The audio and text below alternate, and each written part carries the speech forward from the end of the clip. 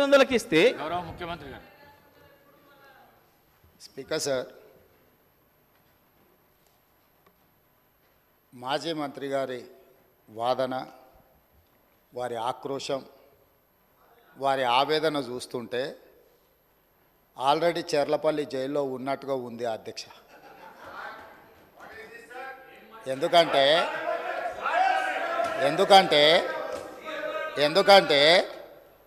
Judicial enquiry order ఇచ్చినప్పుడు judicial enquiry order ఇస్తామని మేము అనలేదు అధ్యక్ష. ఇదే సభలో మంత్రివర్యులు కోమటిరెడ్డి వెంకటరెడ్డి గారు కొన్ని అంశాలను ప్రస్తావించినప్పుడు మా నిజాయితీని మేము నిరూపించుకుంటాం, సత్యహరిశ్చంద్రుడు ఆ వంశంలోనే మేము ఉన్నాం, సత్యహరిశ్చంద్రుడు తర్వాత మా నాయకుడు చంద్రశేఖర్ రావే సత్యహరిశ్చంద్రుడు అవతారంలో కలియుగంలో జన్మించిండు, కాబట్టి మీరు ఎంక్వైరీకి ఆదేశాలు ఇవ్వండి అని చెప్పి ఆ సభ్యుడే అడిగిండు అధ్యక్ష. సో వారు నిజాయితీని నిరూపించుకోవడానికి, వారు సత్యహరిశ్చంద్రుడి వంశమని తెలంగాణ సమాజానికి అంతా చెప్పుకోవాలని వారు అడిగినప్పుడు వారిని ఎందుకు బాధ పెట్టాలని చెప్పి ఛత్తీస్గఢ్ నుంచి కొనుగోలు చేసిన 1000 మెగావాట్ల విద్యుత్ ఒప్పందము, యాదాద్రి 260x4 1040 మెగావాట్ల భద్రాద్రి పవర్ ప్రాజెక్టు నిర్మాణం సబ్ క్రిటికల్ టెక్నాలజీ తోటి, అదేవిధంగా యాదాద్రి 4000 మెగావాట్ల విద్యుత్ ఒప్పందం బిహెచ్ఎల్కి ఇచ్చిన దానికి సంబంధించి వారు అడిగితేనే ఇదే సభలో చర్చ జరిగితే తమరి అధ్యక్షతన రాష్ట్ర ప్రభుత్వం ఆమోదించింది. ఎప్పుడైతే మేము ఆమోదించి విచారణకు జ్యుడిషియల్ ఎంక్వైరీ కోసం చీఫ్ జస్టిస్ ఆఫ్ తెలంగాణకు లెటర్ రాస్తే సిట్టింగ్ జడ్జిలను కేటాయించలేం, రిటైర్డ్ జడ్జిలతో మీరు విచారణ చేసుకోండి అని కోర్టు నుంచి మాకు సమాచారం అందిన తర్వాత జస్టిస్ ఎల్ నరసింహారెడ్డి గారిని మేము నియమించినాం అధ్యక్ష. వారు విచారణ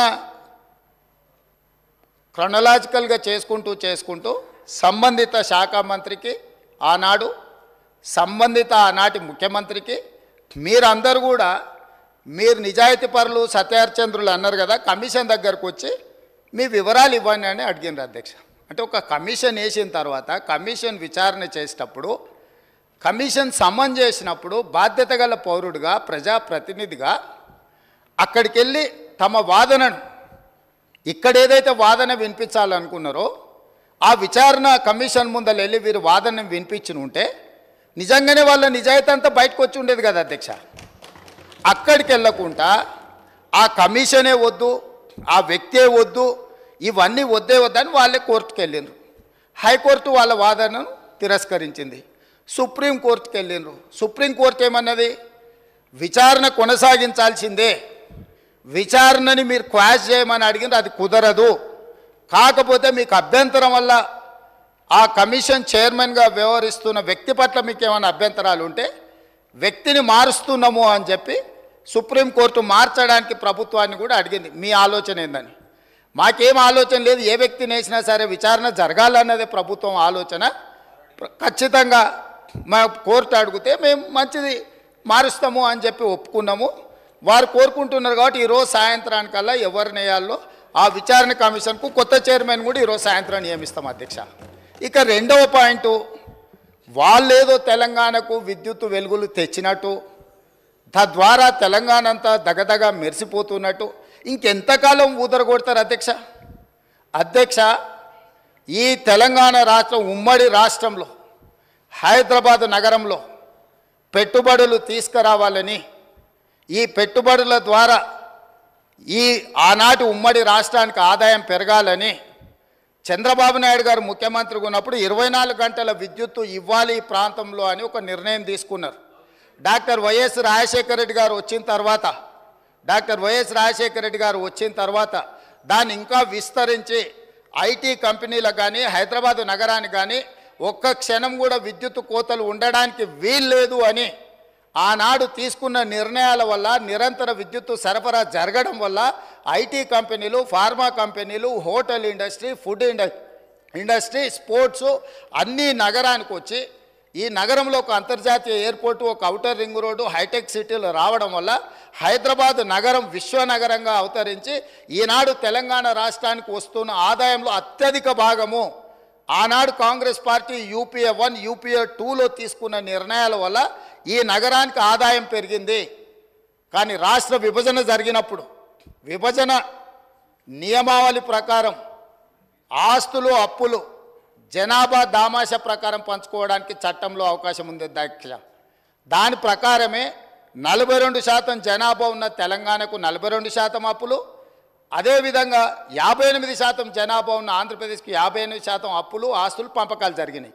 కానీ విద్యుత్తులో మధ్యప్రదేశ్ విడిపోయినప్పుడు, జార్ఖండ్ మధ్యప్రదేశ్ నుంచి విడిపోయినప్పుడు,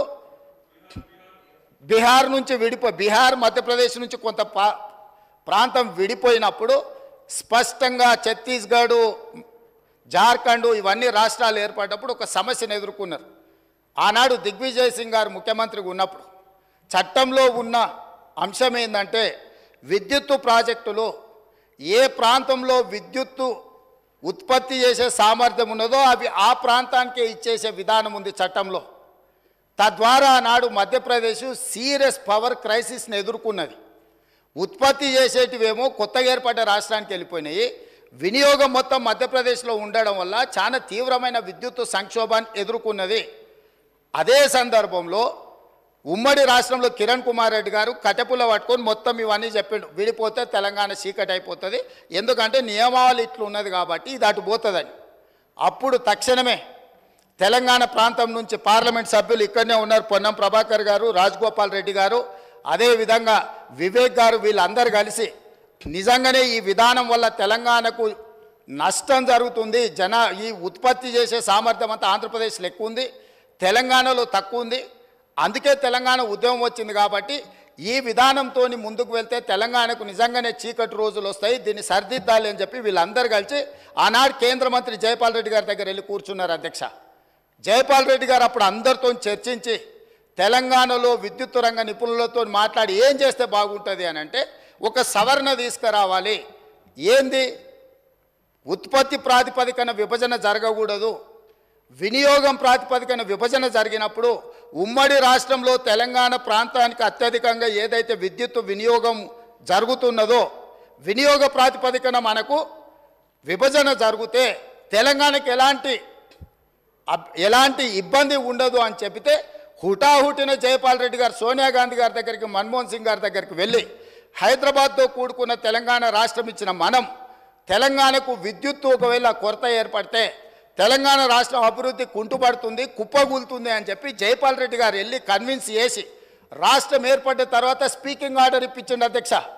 విభజన చట్టంలో లేని, రాజ్యాంగంలో లేని ప్రత్యేకమైన మినహాయింపు ఒక్క తెలంగాణ రాష్ట్రానికి ఆనాడు ఇక్కడ ఉన్న ఎమ్మెల్యేలు ఆనాడు ఎంపీలుగా పోయి జైపాల్ రెడ్డి గారితో మాట్లాడితే జైపాల్ రెడ్డి గారు కేంద్ర మంత్రిగా ప్రధానమంత్రి మన్మోహన్ సింగ్ గారిని, యూపీఏ చైర్పర్సన్ సోనియా గాంధీ గారిని ఒప్పించి వినియోగం ప్రాతిపదికన 53.46% అంటే దాదాపుగా 54% తెలంగాణ రాష్ట్రానికి, 46% ఆంధ్రప్రదేశ్ రాష్ట్రానికి.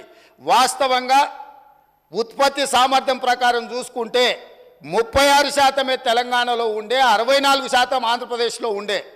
విభజన చట్టం ప్రకారం తెలంగాణకు 36% వచ్చే విధంగా, ఆంధ్రప్రదేశ్కి 64% వచ్చే విధంగా ఉంటే జైపాల్ రెడ్డి గారు తీవ్రమైన కృషి చేసి తెలంగాణ రాష్ట్రానికి 53.46% ఇప్పించి కేంద్ర ప్రభుత్వం నుంచి ఆదేశాలు ఇప్పించి ఆనాడు తెలంగాణ రాష్ట్రాన్ని చీకట్ల నుంచి కాపాడింది అధ్యక్ష. ఇక్కడ కూర్చున్న వాళ్ళు పొంకనాలు కొడుతున్నోడు ఎవడేం చేయలే. అదేవిధంగా ఆనాడు నేను తెలుగుదేశంలో ఉన్న ఎమ్మెల్యేగా ఇదే సభలో ఇక్కడనే చంద్రశేఖరరావు గారు ముఖ్యమంత్రిగా ఉంటే అక్కడ ప్రతిపక్ష నాయకుడిగా విద్యుత్తు మీద చర్చ జరిగింది. ఆనాడు సమాధానం చెప్పలేక తెలంగాణకు చీకటి రోజులని పేపర్లు కింద కొట్టి ఆనాడు స్పీకర్ గారికి ఇక్కడి నుంచి హుకుం జారీ చేసి మార్షల్స్ను పెట్టి నా నీడ్చి బయటపడేపించింది అధ్యక్ష. రికార్డులు తీయండి. 2014-15 సందర్భంగా ఆనాడు ఇదే సభలో జరిగిన చర్చలో చంద్రశేఖరరావు గారు ఏ విధంగా సభను తప్పుదో పట్టిస్తుండు, ఏ విధంగా ప్రజల్ని మభ్యపెడుతుండు, ఏ రకంగా కాంగ్రెస్ పార్టీ ఆ రోజు నేను తెలుగుదేశంలో ఉన్నా నేను స్పష్టంగా చెప్పిన ఆ రోజు రికార్డులు తీయండి అధ్యక్ష, మీరు సభను వాయిదా వేయండి, అవసరమైతే రికార్డులు తీద్దాం. నేను ఆ రోజు చెప్పిన సోనియా గాంధీ గారి దయ వల్ల, జయపాల్ రెడ్డి గారి కృషి వల్ల తెలంగాణ రాష్ట్రానికి ఈ విద్యుత్ సంక్షోభం నుంచి గట్టెక్కింది. నేను తెలుగుదేశం ఎమ్మెల్యేగా ఉన్నా వాస్తవాలను చెప్పాలి అని చెప్పి అక్కడి నుంచి నేను తెలుగుదేశం ఎమ్మెల్యేకి సభలో మాట్లాడితే ఈ సభ్యుడు వాళ్ళని పొగడతాడా, మార్షల్స్ని పెట్టి ఈడ్చి బయట పడేయండి, నన్ను ఈడ్చి బయట పడేపించిండు అధ్యక్ష. ఈరోజు మీ ద్వారా తెలంగాణ సమాజానికి ఈరోజు నేను చెప్పదలుచుకున్న అధ్యక్ష, ఆ రకంగా తెలంగాణ రాష్ట్రాన్ని విద్యుత్ సంక్షోభం నుంచి ఆనాడు జయపాల్ రెడ్డి గారు, సోనియా గాంధీ గారు, మన్మోహన్ సింగ్ గారు కాపాడినరు. ఆ తర్వాత ఉమ్మడి రాష్ట్రంలో తీసుకున్న నిర్ణయాల వల్ల భూపాలపల్లిలో ఉన్న 1200 మెగావాట్లు కానీ ఇతర ప్రాంతాలలో ఆనాడు ఉమ్మడి రాష్ట్రంలో ప్రారంభించిన పవర్ ప్రాజెక్టులు తెలంగాణ రాష్ట్రం వచ్చిన తర్వాత ఉత్పత్తిలోకి వచ్చినాయి. కాబట్టి అడిషనల్ పవర్ మొత్తం మనకు యాడ్ అవ్వడం వల్ల తెలంగాణలో విద్యుత్ సంక్షోభాన్ని నుంచి మనం బయటపడ్డాం అధ్యక్ష. ఇవాళ నేను సూటిగా సవాలు విసురుతున్నా. ఆనాడు 7000 చిల్లర మెగావాట్లు ఉంటే మేము 19,000 చిల్లరకి తీసుకెళ్ళినామని. ఎవరు అధ్యక్ష? వీళ్ళ తాతలు ఏమన్నా ఉత్పత్తి చేసిరా, వీళ్ళేమన్నా చేసిరా? సోలార్ పవర్ ప్రాజెక్టులో 5,600 మెగావాట్లు ఈరోజు చెప్పుకుంటారు కదా. ప్రైవేటు పెట్టుబడులు ప్రైవేట్ వాళ్ళు తీసుకొచ్చి పెట్టింది అధ్యక్ష. రాష్ట్ర ప్రభుత్వానికి అనాపైసా సంబంధం లేదు. 10 సంవత్సరాలు వీళ్ళ ఏలుబడిలో సోలార్ పవర్ ఓన్లీ 1 మెగావాట్ అధ్యక్ష. సిగ్గు లేకుంటే ఇంకా కూడా మేము విద్యుత్తును ఉత్పత్తి చేసామని అబద్ధాలు చెప్పి సభను తప్పుదోవ పట్టించే ప్రయత్నం చేస్తున్నారు అధ్యక్ష. అదేవిధంగా అధ్యక్ష, ఇవాళ బిహెచ్ఎల్కు మేము నామినేషన్ పేజ్ మీద ఇచ్చినాం. గవర్నమెంట్ టు గవర్నమెంట్ ఇస్తే కమిషన్లు వస్తాయా? ఇది పద్ధతేనా? మీరు ఎక్కడ గండి కొట్టిరు, ఎక్కడ బొక్కిండ్రు, ఎక్కడ మెక్కిండ్రు మాకు తెలియదు అనుకుంటున్నారు అధ్యక్ష. మేమేం చదువుకోకుండానే ఇక్కడికి వచ్చినాం అనుకుంటురా అధ్యక్ష? బిహెచ్ఎల్కు ఉన్న కెపాసిటీ, ఎలక్ట్రో మెకానికల్ ఎక్విప్మెంట్ ఉత్పత్తి చేసే సామర్థ్యమే ఉంది. బిహెచ్ఎల్కు civil balance of plant work అంటారు. అంటే సంస్థ ఒక విద్యుత్ ఉత్పత్తి చేయాలంటే బ్రాయిలర్సు మెకానికల్ ఎక్విప్మెంటే కాదు అధ్యక్ష, సివిల్ వర్కులు ఉంటాయి. సివిల్ వర్క్లు అంటే ప్లాంట్ను ప్రిపేర్ చేయడం కానీ, తెచ్చిన మిషన్లు ఫిట్ చేయడం కానీ, దాని కాంపౌండ్ కానీ, దాని రూఫ్ కానీ, సరే అక్కడ ఉండే ఎంప్లాయీస్ క్వార్టర్స్ కానీ, ఇవన్నీ. సో ఎప్పుడు కూడా ఈ దేశంలో ఉమ్మడి రాష్ట్రంలో ఏదైనా పవర్ ప్రాజెక్టు నిర్మాణానికి ఎలక్ట్రో మెకానికల్ ఎక్విప్మెంట్ సంబంధించిన ఉత్పత్తి కానీ లేకపోతే సరఫరా కానీ బిహెచ్ఎల్కి ఇస్తారు, లేకపోతే బిహెచ్ఎల్ లాంటి సంస్థలకు ఇస్తారు. మిగతా సివిల్ వర్కులు మొత్తం BOP balance of plant work అంటారు. అవి మిగతా కాంట్రాక్టర్లకు ఇస్తారు. వీళ్ళిద్దరు సమన్వయం చేసుకొని విద్యుత్ శాఖ అధికారులు, ఇంజనీర్ల పర్యవేక్షణలో సివిల్ వర్కులు చేసే కంపెనీ సివిల్ వర్కులు చేస్తుంది, ఎలక్ట్రో మెకానికల్ ఎక్విప్మెంట్ చేసే పని చేస్తారు. ఆ రెండింటిని కలిపి ప్రాజెక్టులు నిర్మిస్తారు అధ్యక్ష. ఇప్పటివరకు దేశంలో జరిగింది. కానీ తెలివితేటలు గల్లోళ్ళు ఎట్లయితే కొట్టేయాలనో తెలిసిన వాళ్ళు వీళ్ళు తెలివితేటలన్నీ ప్రదర్శించి G2G బిహెచ్ఎల్కి ఇస్తున్నాం అనే నెపం మీద ఏదైతే అంచనాల రేట్ల ప్రకారం వీళ్ళు డైరెక్ట్గా బిహెచ్ఎల్కి ఇచ్చారు అధ్యక్ష. బిహెచ్ఎల్కు 4,000 మెగావాట్లు దాదాపు 29,000 చిల్లర కోట్లు. నేను సబ్జెక్టు కరెక్షన్ నేను రికార్డు మళ్ళీ తీసుకొని చెప్తా అధ్యక్ష. ఆనాడు ఒప్పందం చేశారు. బిహెచ్ఎల్ నుంచి వీళ్ళ బినామీలు, వీళ్ళ బంధువులు, వీళ్ళకి కావాల్సిన వాళ్ళు సివిల్ వర్కులు మొత్తం మళ్ళీ బిహెచ్ఎల్ నుంచి వాళ్ళ కాంట్రాక్ట్ ఇచ్చారు అధ్యక్ష.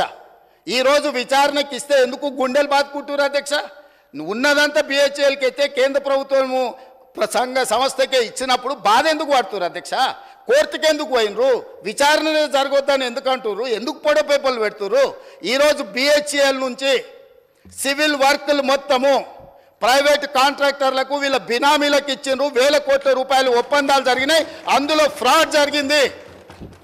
చివరికి సరఫరా చేసే కంకర కా నుంచి, ఇసుక కా నుంచి, వాచ్మెన్ల కా నుంచి వాళ్ళ పార్టీ నాయకులకు, పార్టీ ఫిరాయించిన మాజీ ఎమ్మెల్యేలకు అప్పచెప్తే కోమటిరెడ్డి వెంకటరెడ్డి గారు అక్కడికి వెళ్ళి యాదాద్రి పవర్ ప్లాంట్ విజిట్ చేసి దోపిడీ ఏ విధంగా జరుగుతుందో ఆనాడు కాంగ్రెస్ పార్టీ ఎమ్మెల్యేగా ఉన్న వ్యక్తిని బెదిరించి లేకపోతే అతనికి ఆ ఒప్పందాల పనులు అప్పచెప్పి ఏ రకంగా వీళ్ళు దోపిడీకి పాల్పడ్డారో ఈరోజు విచారణలో బయటకు వస్తుందని చెప్పి ఈరోజు ఊకదంపుడు ఉపన్యాసాలు ఇచ్చి ప్రజల్ని మభ్యపెట్టే ప్రయత్నం చేస్తున్నారు అధ్యక్ష. అదేవిధంగా అధ్యక్ష, మేము మీకు ఇక్కడ ఒక